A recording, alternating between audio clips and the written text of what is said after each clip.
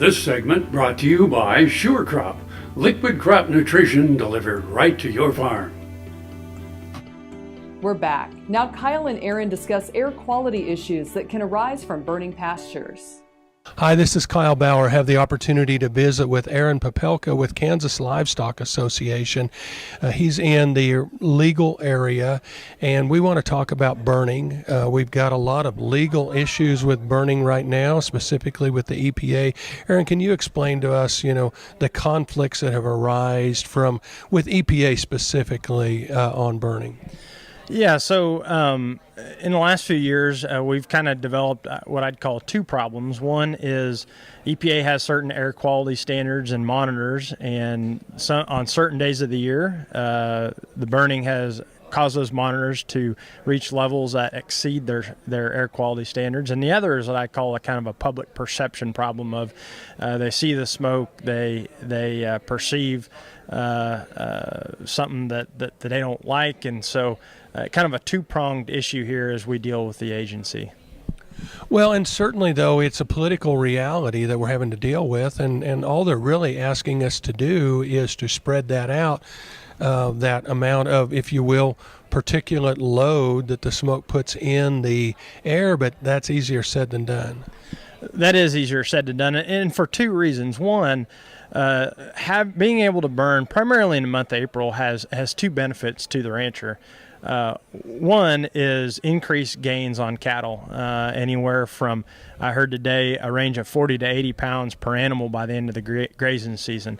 The second, and I think has more of a universal benefit, not just to the rancher, but the entire ecosystem, is we're able to preserve the tallgrass prairie, avoid invasive species, woody species, and really preserve what nature has done for many, many years. If you look back historically, there was 180 million approximate acres of tallgrass prairie, and if you assume that a third of that burned, whether it's from Native Americans or lightning, the amount of prairie that we burn in Kansas is minuscule. I think we burned close to 2.8 million acres last year.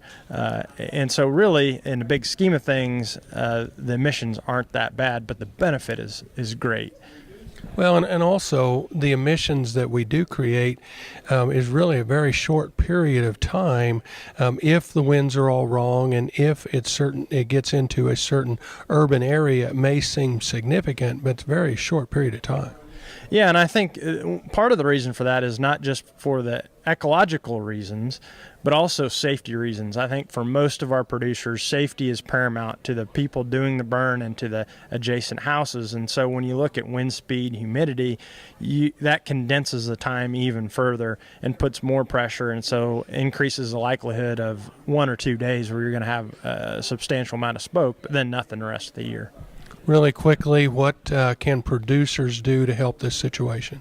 I think one of the tools that are available, and I think that we need to use, is if you go to www.ksfire.org during the burn season, you can, Kansas Department of Health and Environment operates this tool. You can enter your county, your location, wind speed, humidity, and it'll give you an idea of how that will affect air quality in the urban areas. And so that might not be the end-all be-all in making that decision, because there's a lot of things that go into it, like safety, but it can sure help us in working with the regulators to try and avoid a bigger problem down the road. I think that we fear that at some point maybe the agency is going to force permits on the industry, and we definitely don't want to see that.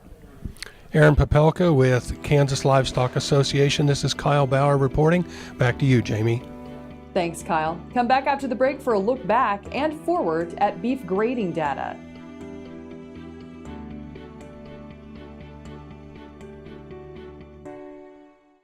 Brown Chevrolet Buick in Wamego is driven by the spirit of American ingenuity. Come in for a new Chevrolet car, truck, or SUV. If we don't have exactly what you want, we'll find it for you. And we also have a great selection of used cars. We make sure you have an easy, fun, and transparent sales experience that saves you time and money. But if you want high-pressure salesmen and hours spent in the finance office, you'll just have to go elsewhere.